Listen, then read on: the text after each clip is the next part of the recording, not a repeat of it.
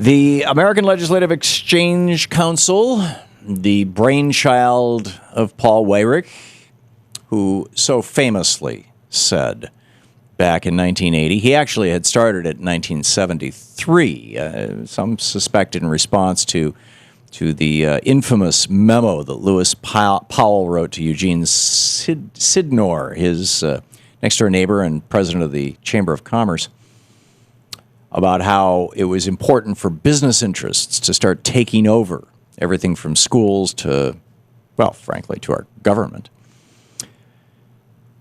That was 71. 73, Paul Weyrich and his buddies started the American Legislative Exchange Council. Here's Paul Weyrich, by the way, back in 1980 when he was helping run the Ronald Reagan campaign. Now, many of our Christians have what I call the goo-goo syndrome. Good government. They want everybody to vote. I don't want everybody to vote. Elections are not won by a majority of people. They never have been from the beginning of our country, and they are not now. As a matter of fact, our leverage in the elections, quite candidly, goes up as the voting populace goes down. Oh, that guy and his organization. He's passed away in the intervening years, but his organization has done nothing but get stronger and bigger with a little help from the Koch brothers and others.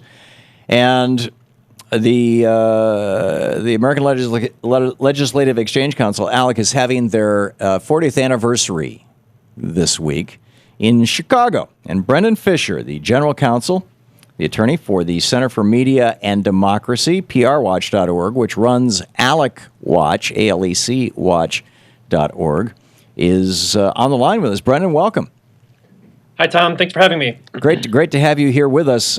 We covered this briefly yesterday on this program, but I think it's worth updating because it's still going on. What's first of all, a recap. What's going on in Chicago? Sure. So this is ALEC's annual meeting. It's the biggest ALEC meeting of the year. Brings state legislators together with corporations to schmooze, have corporate-sponsored parties, get taken out to dinner, and during the day, they adopt model legislation that tends to benefit the corporate interests that are bankrolling ALEC, and in large part deciding what sort of legislative priorities there are going to be for the next year. Today, actually, legislators started their day with what we call a climate change denier breakfast. It was a breakfast where they heard from Joe Bastardi, who's a meteorologist who thinks he knows a lot about climate change and that it's false, and James Taylor of the Heartland Institute.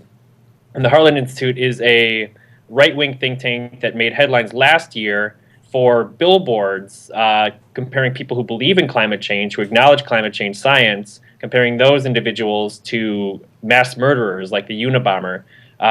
Legislators went on to hear sessions about how certain ALEC members passed right-to-work and Medicaid reforms in their state, and it was a workshop sponsored by the State Policy Network, which is a network of right-wing, state-based think tanks that gets its money from the mysterious Donors Trust, which is a sort of a money laundering system for the Koch brothers and other big interests. And that's what was happening inside.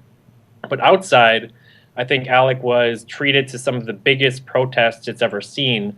There were well over 1,000 people, possibly more than that, a broad coalition of labor groups, a number of labor unions, civil rights groups, gun safety groups, and other people who just care about democracy, who care about politicians acting on behalf of the people they represent, rather than acting on behalf of corporate interests, raising their voices against ALEC and asking ALEC to get out of Chicago and to really get out of our policymaking in America. So here we have lobbyists and executives from America's largest, wealthiest, and most powerful corporations, and particularly the ones, the dirtiest ones, shall we say, the tobacco industry, the oil industry, the coal industry, that kind of thing. And they are there, and they obviously have a legislative agenda, and they pay, what is it, $40,000? It varies. It varies. So the membership itself, there's different tiered levels between $7,000 and $25,000. Plus, you pay additional fees to be on the task forces. The task forces are where you actually propose and vote on model legislation. and then you pay additional fees to sponsor ALEC meetings, to sponsor workshops. Like there was a workshop on how great it is to have coal exports, or how great fracking is, or how great virtual education is. This particular meeting, sponsoring those workshops came with a price tag of $100,000. There's all sorts of little extras that you can. Right. So a company can spend hundreds of thousands of dollars to be there, to be able to write the legislation. And then the Republican state legislators, this is not U.S. House of Representatives. This is state by state, all 50 states, representatives, by and large, virtually all Republicans, my understanding. I know that there's one Democrat there. She snuck in. She's going to be on our TV show tonight. But by and large, it's all Republicans. And how do they get there? A lot of these state legislators, they don't make a lot of money. And this is at the Palmer House, one of the fanciest hotels arguably in the entire United States. Yeah, it's a beautiful hotel. I think I said last night on your program, it's a beautiful place to create some really ugly legislation. Many of the legislators who are attending this, they work part-time. The average state legislator salary is $40,000 a year. So for many of these state legislators, they would not be able to afford a trip to Chicago and 3 nights in the Palmer House on their own. But luckily, they have some help, and that help is coming from the same corporate interests that are proposing model legislation, that want to see ALEC bills introduced in their state. ALEC calls this a scholarship. What we call it is probably, I think it sounds less like a scholarship and a lot more like a bribe, especially because the preference for people receiving these scholarships and being appointed to the task forces, that preference goes to legislators who introduce ALEC model legislation. So if you introduce ALEC model bills, if you carry water for the ALEC corporate agenda, then you get paid back by fancy trips to nice hotels and fancy trips to places like Chicago or New Orleans. So it adds to the environment of undue, improper, excessive corporate and special interest influence. Amazing.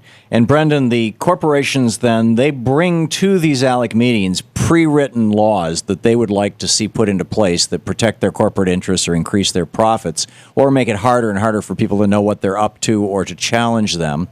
And these Republican legislators hear the sales pitch and then basically sit in a room and sign off on it.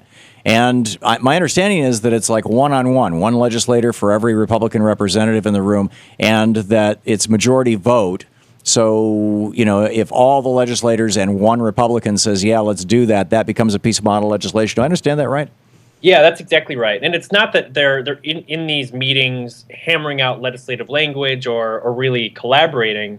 That actually gives more, that sort of depiction of how ALEC would work would give more credit to legislators than they're due. These bills usually come to ALEC fully formed, pre-drafted by corporations, designed to advance the corporate agenda and benefit the corporate bottom line. And then the legislators and politicians vote on whether to adopt it as an ALEC model bill. And the corporations and legislators are given an equal vote. They have equal membership in ALEC. They're considered equals. Right.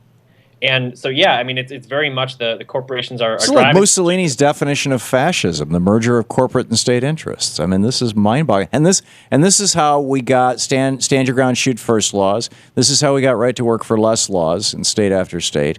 This is how we got the voter suppression ID laws, not to mention all the things that make the oil barons like the Koch brothers rich. It's just incredible. Brendan Fisher, General Counsel for the Center for Media and Democracy, PRWatch.org, and of course, ALECWatch.org. And if you're in Chicago, you might want to check out what's going on down at the Palmer House or across the street from it. Brendan, thank you. Yeah, thanks a lot.